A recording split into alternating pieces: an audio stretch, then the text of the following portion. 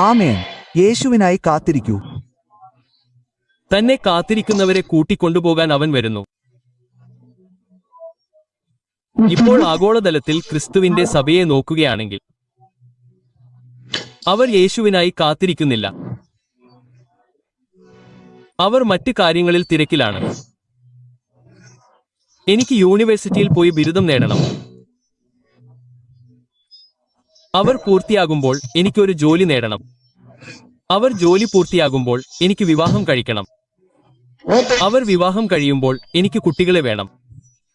അവർക്ക് കുട്ടികൾ ഉണ്ടാകുമ്പോൾ എനിക്ക് എന്റെ കുടുംബത്തിന് ഒരു വീട് വാങ്ങണം. കുടുംബത്തെ കൊണ്ടുപോകാൻ നല്ല കാർ ഏതാണെന്ന് എനിക്കറിയണം. കുടുംബത്തിന് ഒരു വസ്തു വാങ്ങണം.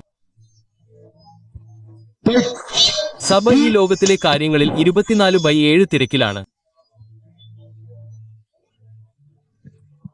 അതുകൊണ്ടാണ് ലൂക്കോസ് രാത്രി 9 മണി കഴിഞ്ഞ് 34 മിനിറ്റിൽ അദ്ദേഹം പറയുന്നത്, ഈ ജീവിതത്തിലെ മദ്യപാനവും ഉത്കണ്ഠകളും അദ്ദേഹം പറയുന്നു.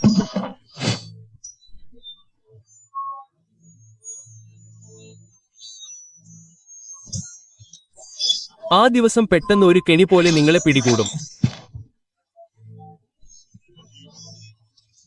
ജപ്പാനിലെ ഈ ജീവിതത്തിന്റെ തിരക്കിൽ ശ്രദ്ധിക്കുക എന്ന് അദ്ദേഹം പറഞ്ഞു. ജപ്പാനിലെ സമയം പണമാണ്. നിങ്ങൾ ഓടണം. ജപ്പാനിൽ നിങ്ങൾ ഓടണം. ആളുകൾ എപ്പോഴും ജോലിയിൽ തിരക്കിലാണ്, പക്ഷേ അവർക്ക് ആഹ്ലാദം നഷ്ടപ്പെടും.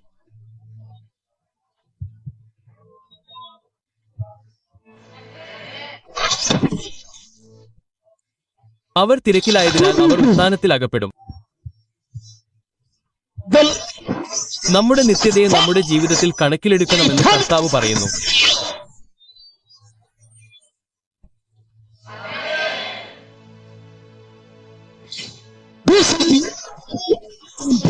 ഭൂമിയിൽ വസിക്കുന്ന എല്ലാവരുടെയും മേൽ അത് വരുമെന്നതിനാൽ നിങ്ങൾക്ക് അതിനായി ഒരുങ്ങാൻ കഴിയുന്ന ഒരേയൊരു സ്ഥലം ഇതാണ്.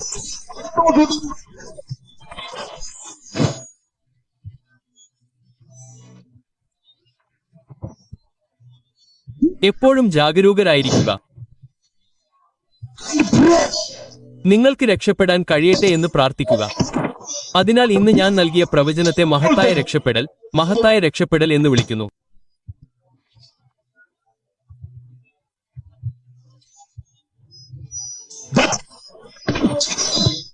സംഭവിക്കാൻ പോകുന്ന എല്ലാത്തിൽ നിന്നും, സംഹാരത്തിൽ നിന്ന് രക്ഷപ്പെടാനും മനുഷ്യപുത്രന്റെ മുമ്പാകെ നിൽക്കാനും നിങ്ങൾക്ക് കഴിയട്ടെ.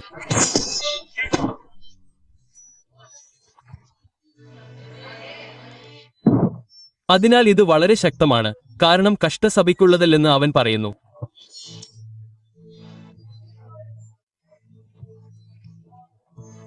ഉത്ഥാനത്തിനു മുമ്പുള്ള ന്യായവിധിക്കു മുമ്പ്, അത് സംഭവിക്കുന്നതിനു മുമ്പ് അവൻ എന്നെ ഇവിടെ തിരക്കി കൊണ്ടുവന്നിരിക്കുന്നു.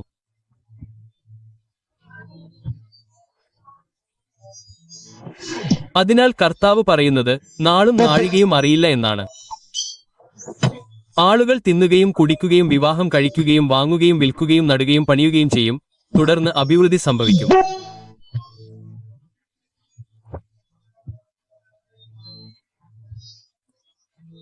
തിന്നുകയും കുടിക്കുകയും ചെയ്യും.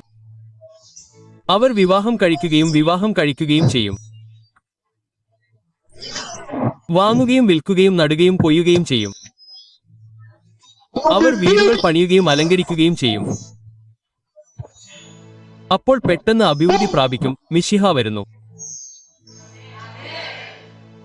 കർത്താവ് പറയുന്നത് ആ ദിവസവും മണിക്കൂറും അറിയാത്തപ്പോൾ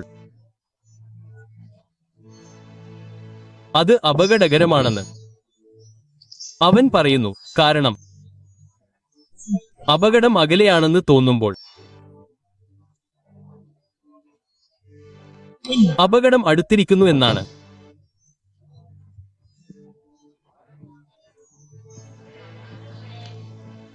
ബൈബിൾ പറയുന്നത് ആ മനുഷ്യൻ ദാവീദിനെ നയിച്ചു എന്നാണ്. അവൻ മനുഷ്യനെ നയിച്ചു. ആ മനുഷ്യൻ ദാവീദിനെ നയിച്ചു.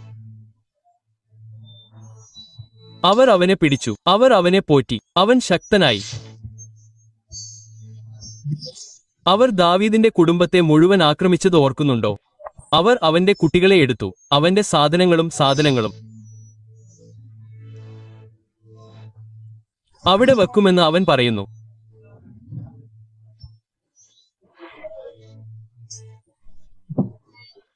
ഈ മനുഷ്യനെ കണ്ടുമുട്ടിയപ്പോൾ അവർ അവന് കുറച്ച് അരി കൊടുത്തു. പിന്നെ അവൻ അവരെ നയിച്ചു എന്നാണ് അവൻ പറയുന്നത്.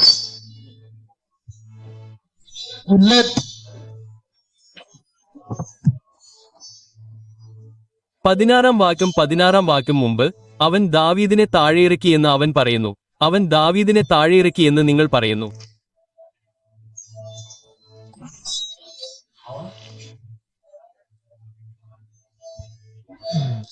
അവർ അവിടെ ഉണ്ടായിരുന്നു.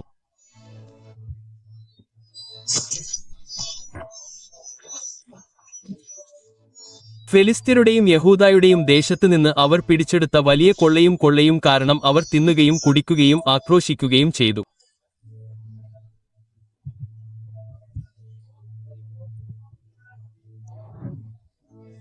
കാരണം ആ അപകടം അകലെയാണെന്ന് അവർ കരുതി.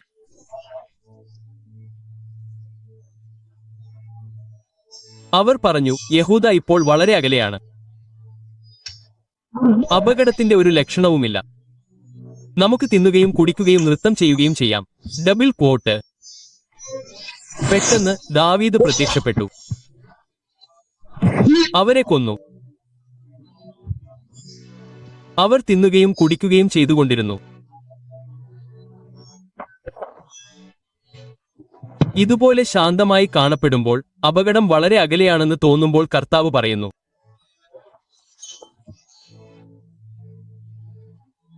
സൂക്ഷിക്കുക. അപ്പോഴാണ് അത് സംഭവിക്കാൻ പോകുന്നത്. നാശം, നാശം. അതിനാൽ ഈ പ്രവചനത്തിൽ ഞാൻ നിങ്ങൾക്ക് നൽകുന്ന പ്രധാന സന്ദേശങ്ങളിലൊന്ന് നാളും നാഴികയും അറിയില്ല എന്നതാണ്. അതിനാൽ മിശിഹായെ കാത്തിരിക്കുക. എല്ലാ ദിവസവും അവനുവേണ്ടി കാത്തിരിക്കുക.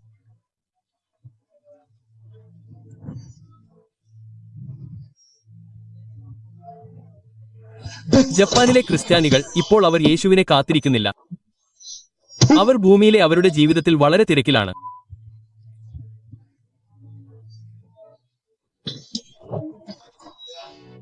കെനിയയിലെ ക്രിസ്ത്യാനികൾ എല്ലാ ദിവസവും ഓരോ മിനിറ്റിലും എല്ലാ ദിവസവും രാവിലെ എന്താണ് അവർക്ക് ഉറങ്ങാൻ കഴിയുന്നില്ല. അവർ ബസ് സ്റ്റോപ്പിലേക്ക് പോകുന്നു. അവർ ട്രെയിൻ സ്റ്റേഷനിലേക്ക് പോകുന്നു. അവർ ട്രെയിനിൽ കയറി എല്ലാവർക്കും സുപ്രഭാതം പറയുന്നു. മിശിഹ വരുന്നുവെന്ന് നിങ്ങൾക്കറിയാമോ? നമ്മൾ മാനസാന്തരപ്പെടുകയും മിശിഹായ്ക്കായി തയ്യാറെടുക്കുകയും വേണം. എല്ലായിടത്തും എല്ലാവരോടും മിശിഹായുടെ വരവിനെക്കുറിച്ച് പറയുന്നുണ്ട്.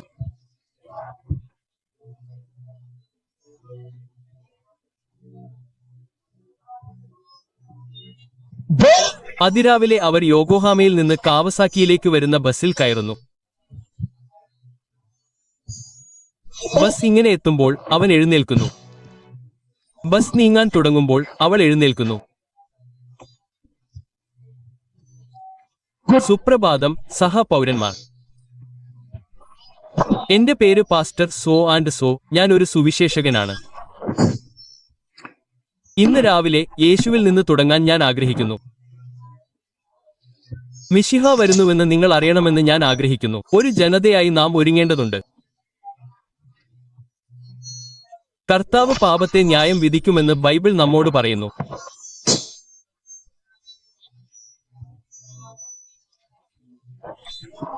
ബസ്സിൽ, ട്രെയിനിൽ, മട്ടുവിൽ, ബസ് സ്റ്റോപ്പിൽ, ട്രെയിൻ സ്റ്റേഷനിൽ നാം മാനസാന്തരപ്പെടേണ്ടതുണ്ട്.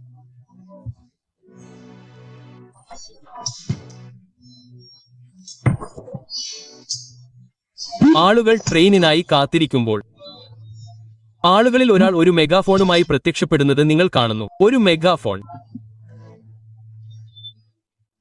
മിശിഹ വരുന്നു. നിങ്ങൾ മാനസാന്തരപ്പെടുന്നുവെന്ന് ഉറപ്പാക്കുക. യേശുവിനെ സ്വീകരിക്കുക. യേശു ഇതിനകം കുരിശിൽ പോയി. അവൻ നിങ്ങൾക്കായി മരിച്ചു ഉയർത്തെഴുന്നേറ്റു.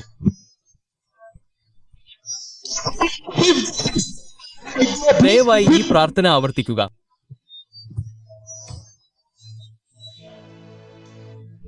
അവർ എപ്പോഴും മിശിഹായെ കാത്തിരിക്കുന്നു. ഇത് ഒരു മനഃപൂർവമായ ശ്രമമാണ്. മനഃപൂർവമായ ശ്രമമാണ്.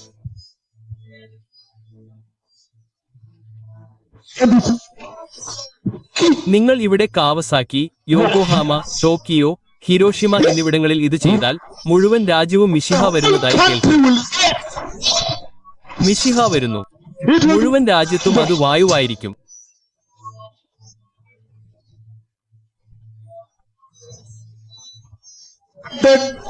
ജപ്പാനിൽ പിശാച് അങ്ങനെ ചെയ്യില്ല. സഭ മാത്രമേ അത് ചെയ്യാവൂ.